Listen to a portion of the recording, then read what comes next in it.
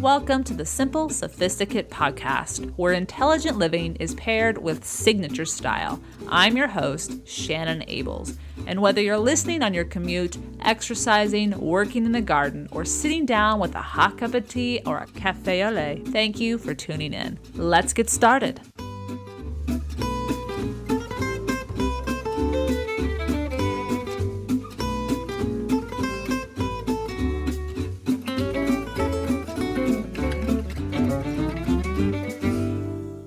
Welcome to the 128th episode of the Simple Sophisticate. Today we're going to be talking about some fun topics. We're going to be talking about love and relationships. We're going to be talking about success and contentment, all tied up together with the topic of the day and with this week's petit plaisir. And I do hope you'll enjoy. Before I get to the episode's primary topic, let's talk about this week's petit plaisir. It is a new book that came out this fall that I was fortunate enough to receive a copy of. And when I finally sat down and started going through the pages, I couldn't stop. Full of inspiration from all sorts of different women in all different walks of life. And it served as a fantastic reminder that we are on our own journey, but we can gain so much support from women we may never have the opportunity to meet face to face. So stay tuned. It's a book I highly, highly recommend, and I'll talk more about it at the end of today's episode. But let's get to today's topic. Today we're talking about love, and the title of today's episode is The Myth Hindering an Amazing Love Life. The concept of soulmates is something that I want to dive into today, and to be honest with you, I really have been wanting to do an episode like this for quite some time. And this is going to sound oxymoronic, but I don't think about my love life anymore. And it has a lot to do with letting go of myths, or in this case, a belief that no longer serves me, once I dug deeper into the truth of it. And it's been liberating. It's been a breath of fresh air has been brought into my life in so many ways. And I'm going to talk about what I've learned. And no matter whether you're in a relationship or not, I think it will bring you a lot of peace, and it will strengthen the relationship you are in, and it will strengthen the relationships you will have the fortunate opportunity to be in should you choose to in the future. And when I say I haven't thought about my love life, it's not me giving up on love. It's me saying, I love my life. I have a life I love. And wow, stepping back and realizing that this worrying about what society thinks I should worry about is actually false. Because as I just said, I am in love with my life. And that is a life I want to continue to live. Whomever comes around the corner, I'm open to. But that's the way I am loving living my life now, and it has been so freeing. And much of it all began with letting go of a myth that was never serving me, but I for some reason thought it was, and perhaps a myth that was never serving you as well. So let's get started on this topic. I want to begin with a quote from best-selling author Alain de Botton, who I spoke about earlier this year when his latest book came out, The Course of Love. And he shared on his Facebook page when the book was coming out, this was back in April, he shared this. His book actually came out in June. And he shared this about the concept of romance in our culture today. He says, we need to replace the romantic template with a psychologically mature version of love we might call classical, which encourages in us a range of unfamiliar but hopeful, effective attitudes. That it is normal that love and sex may not always belong together, that discussing money early on, up front in a serious way, is not a betrayal of love, that realizing that we are rather flawed and our partner is too, is of huge benefit to a couple, increasing the amount of tolerance and generosity in circulation, that we will never find everything in another person, nor they in us, not because of some unique flaw, but because of the way human nature works. that we need to make immense and often rather artificial sounding efforts to understand one another, that intuition can't get us where we need to go, that spending 2 hours discussing whether bathroom towels should be hung up or can be left on the floor is neither trivial nor unserious, that there is special dignity around laundry and timekeeping. All these attitudes and more belong to a new, more hopeful future for love. His words are certainly words for thought, and you'll find that entire quote on the show notes should you want to read through it again. But it really is this idea of shifting how we think about love and mature romantic relationships. As young children, many of us were told of a Prince Charming and a damsel needing rescue. Perhaps we were babysat by one too many viewings of Cinderella or The Little Mermaid or Snow White. And as we grew, the bombardment of the idea that of being incomplete, incapable, and reeking of subtle desperation until that one special person found the young woman in need of assistance. In modern movies, consider Pretty Woman, Dirty Dancing, Jerry Maguire, The Proposal, The Holiday, the list could go on forever. These continued to be viewed, digested, absorbed, and unconsciously accepted as, quote, how it will all someday work out if I am to be truly happy. While indeed times and some films are trying to make a shift, think Frozen, the reality is the myth of a soulmate continues to be peddled, sold, and accepted as the one thing, if we haven't found, we need to in order to realize true contentment. The funny thing is, or should I say, the breath of fresh air that I hope to share with you today is actually that we should become our own soulmate.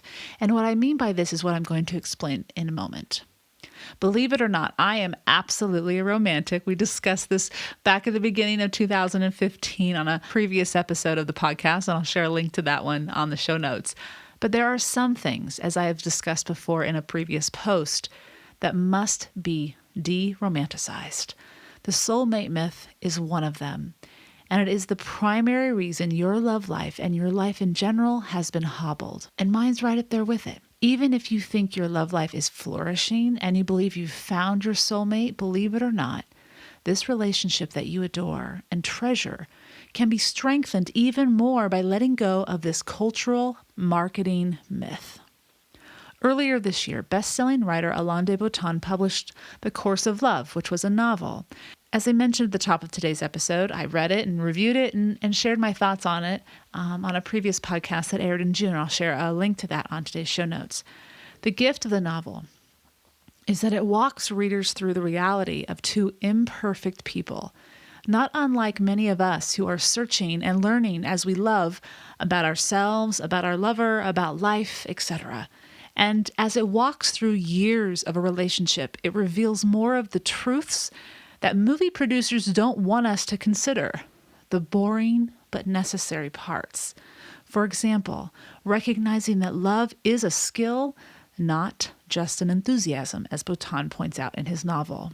I often discuss the power of getting to know ourselves on this podcast and on the blog, but the dirty work of getting to know ourselves and the evidence that we have been successful in doing so is when we understand the science of how things work as well, such as hormones and in which instances they are released and what they can do to our moods and therefore our actions. Or say willpower, understanding its finite nature and how to conserve it as much as possible. And emotional intelligence, being able to remove ourselves from emotions that appear seemingly instinctively and having the tools to investigate why we are feeling the way we are feeling in certain scenarios in order to move past them successfully. Often we may presume that our partner needs to fill our voids, fix our hurts, and protect us from the parts of the world that scare us. But the reality is, when we seek this solution to our woes, it's just a Band-Aid covering a wound that hasn't been tended to properly. Therefore, it will never heal as well as it could. How can we heal the parts of us that seem impossible to fix? We need to address them. by doing the dirty and seemingly difficult work of understanding why certain things in our lives aren't working as we would like them to. For example, having trouble financially, the solution is not to find someone who makes money, but to figure out how to manage the money that we do have and begin to master that money and learn how to earn the living that we seek or live within the means that we already have. As Lisa Martinez pointed out last year in an article for Virally, quote, invest more of your time in becoming a better version of yourself. Why? Investing time in winnowing away the aspects that are no longer serving you, coming to better understand how to handle your emotions, recognizing barriers you have in your life, and then discovering the tools to work around them, as well as learning how to effectively communicate with others, is a gift not only to anyone who you are in a relationship with or will be in the future, but it's a huge gift to yourself as well. Once you invest in yourself, you will find you enjoy your own company. You will no longer need to fill your life with appointments, responsibilities that don't support the life you wish to live, and anything just to busy yourself so that you don't have to sit quietly with yourself from time to time. You will bring yourself a peace that multiplies your comfort, contentment, and therefore your happiness. And who doesn't want to be around someone who is at peace with themselves and doesn't project or throw their pain onto others? The person you need in your life is your best self, and that self is in many ways your soulmate. But why not get rid of the word altogether? As Alain de Botton points out, quote, our strongest cultural voices have, to our huge cost, set us up with the wrong expectations. Love is a very good thing to welcome into our lives, but it has become distorted in part because of the expectation we have brought into our vocabulary with the term soulmate. And it is up to each of us to recognize the perversion of love that is portrayed in media and the culture of which we are a part of, and come to understand what a loving relationship truly is, while removing the need to label the person we would like to welcome into our lives, into the most intimate part of our lives, as our soulmate. Because the truth of the matter is, there is no truth to the existence of a soulmate. Yes, the dictionary defines it as the person ideally suited to another as a close friend or romantic partner. But do you know how words come to be placed in Webster's dictionary? Let's consider another word. Consider the word selfie, which was just added to the Oxford Dictionary in 2014 and Webster's in 2013. Words are added to the dictionary as the culture begins using it as a common colloquialism, and therefore a need arises to define it for the broad populace. The term soulmate purports to assume that we are one half of a whole as it originated from the ancient tale of Aristophanes, involving two-headed hermaphroditic giants who were cleaved apart by a jealous Zeus, fated thereafter to forever seek their other halves.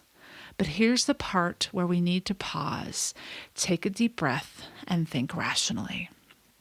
Growth is a choice, and some of us will continue to choose to grow and learn and progress throughout our entire lives, while some will embark on some growth, and still others will be quite content to remain stagnant. Ironically, even by staying stagnant, we are changing, just not in a beneficial manner.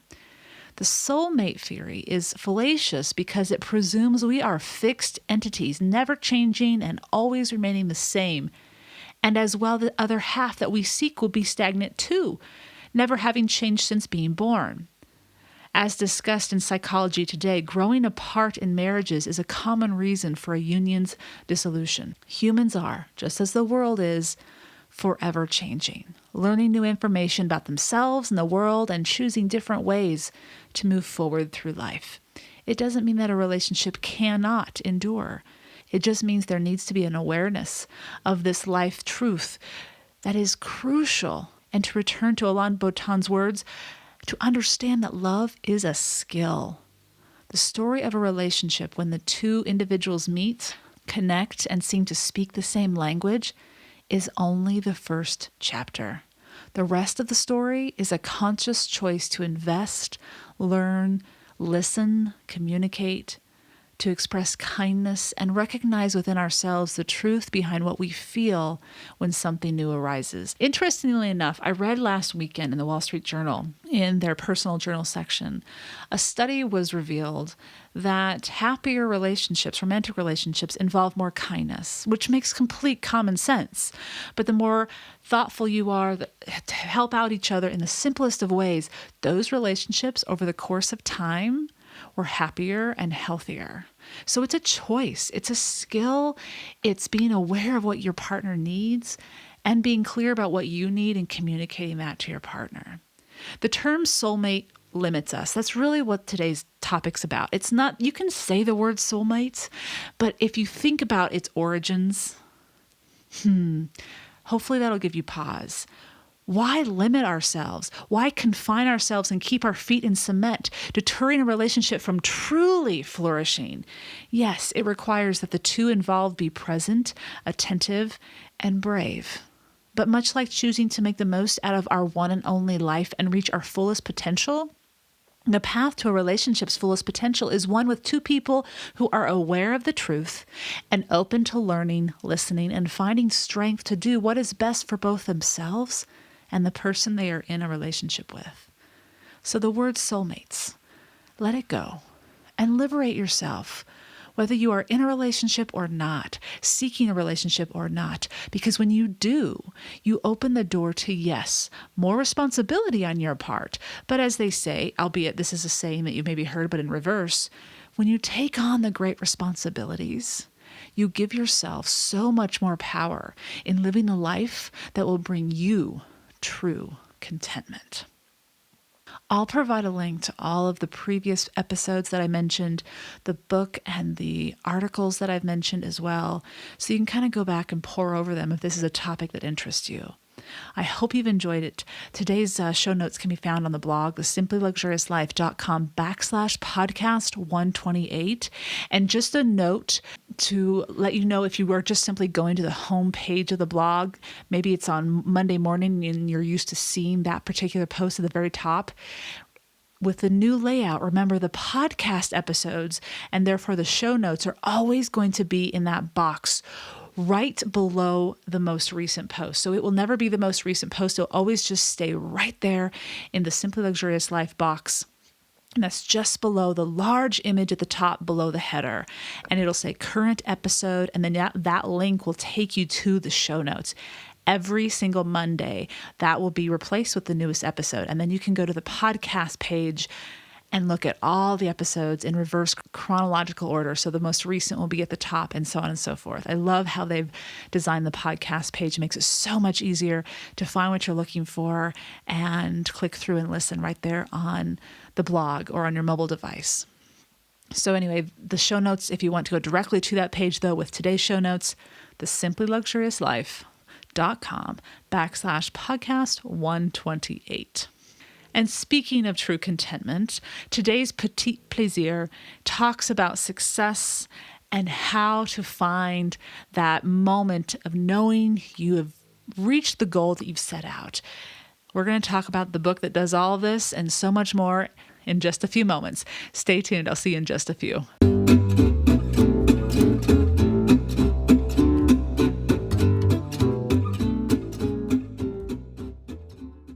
Welcome back.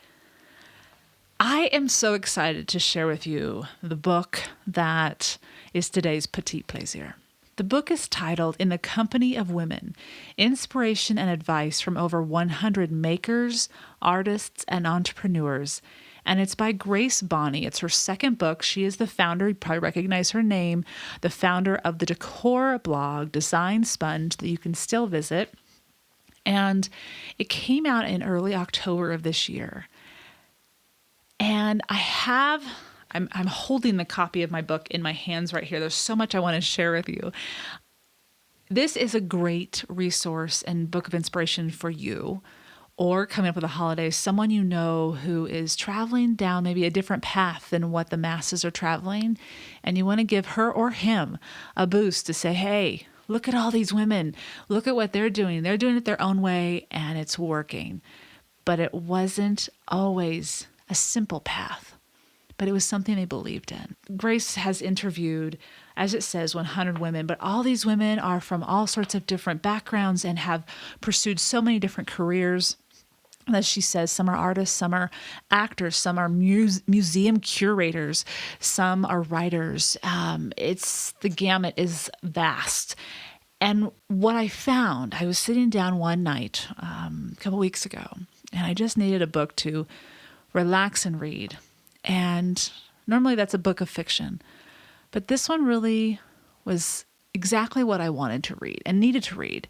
It wasn't deep and dark and heavy. It is short and sweet, with everyone gets about the same questions. There's about 7 to 12 questions each person gets, and they get about 3 or 4 pages. You have a picture of each of them, and then you have the list of questions and how they've responded. And so the questions have been edited and are simple and are easy to read. You don't have to read on and on and on for their explanations. But the same questions are given to each woman. And what's interesting about that is that you get to see how many different answers there are to the one simple question. So, for example, one of her questions that I love is, what would you tell yourself 10 to 20 years ago that you wish you knew then? And the response that I particularly liked, and I started and dog-eared it and all that fun stuff, is Thelma Golden, who is a museum director and the chief curator in New York City. And she shares to that question that what seemed like urgent and immediate obstacles will recede greatly with time. Another answer that she gave to the question, what is your personal or professional motto? And I love this one from Arthur Ashe. Start where you are, use what you have, do what you can. Another sample of a question, what is your no-fail go-to when you need inspiration or to get out of a creative rut? Amanda Cruz, who is also a museum director from Phoenix, states, travel. Even if it's just down the block or farther, always go farther. Change your environment, take a trip, go see what other people are doing. I love that one. Could not agree more. Let me share a few more of my favorites. She interviewed Janet Mock, who is an author, a television host in New York City, and she answers the question, has learning from a mistake ever led you to success? And the answers to that question are fantastic throughout the entire book. But here's what Janet Mock shares. A mistake I made at the beginning of my public writing and career was being a bit too open and transparent. I learned that I needed to create boundaries, clear and exacting, that I would not cross until I truly was ready to share things publicly. It was an early mistake that required me to realize that not all of me was up for public consumption. And I'll end with one more from Janet Mock, but it ties up what this book is about and what I loved about each one of these women that she interviewed. The question was, what characteristic do you most admire in other creative women? She answers, the audacity to do something different and embody their own difference. We are trained to fit in, assimilate, and blend in. So I'm always enamored by women who overcome that training and just stick out. Wise words. The book is lovely. It will cause your cup of inspiration to be overrunneth with ideas and reminders to continue to pursue what you love and what you're passionate about, and to believe in yourself, and to know that there will be obstacles and you will feel like you may have to give some things up. But the beauty of what you do when you start chasing your dreams is that you recognize that some of the things you have to let go of weren't of that great importance to you anyway. And you will, when you come alive doing what you love, that is an amazing gift you give yourself and therefore then to others, as is proof by this book. So I'll provide a link to Grace Bonney's new book, In the Company of Women. And I also encourage you to listen to her interview. She was on Grand Story's podcast, pardon my French, a few weeks ago, and I had the chance to listen to it. It's about an hour and a half interview. So sit back on a long walk and just listen. But they talk about business and her progress through the blogging world and also being an author and how her career has continually shifted and grown and evolved. And it's a fantastic insight into her approach to this book, how she pulled it together and why she chose this topic. And I think at least I came away even more impressed with who she was. I already was inspired by her. I've been following her for a long time, but this gave even more insight into what she truly believes in and is passionate about when it comes to this creative venture that she is on. So find the show notes, the simplyluxuriouslife.com/podcast128, the link to the interview. You'll find it all there. I hope you've enjoyed this week's Petit Plaisir, where each week ideas are shared to make the everyday all the more enjoyable. Tune in at the end of each Monday's podcast, where I'll recommend a book, a film, or a recipe. Anything that is a simple pleasure to satiate your sophisticated taste. Thank you for tuning in to the Simple Sophisticate podcast, where intelligent living is paired with signature style. For more ideas and inspiration throughout the week, stop by the blog, thesimplyluxuriouslife.com, or pick up the book, Choosing the Simply Luxurious Life, A Modern Woman's Guide. To stay caught up on the most recent podcasts, blog posts, and receive exclusive news as well as an extra dose of inspiration, subscribe to the Simply Luxurious Life's weekly newsletter, which arrives in your inbox each Friday to enjoy with a hot cup of tea or your morning coffee, just in time to jumpstart the weekend. Until next Monday, I'm your host, Shannon Ables. Bonne journée!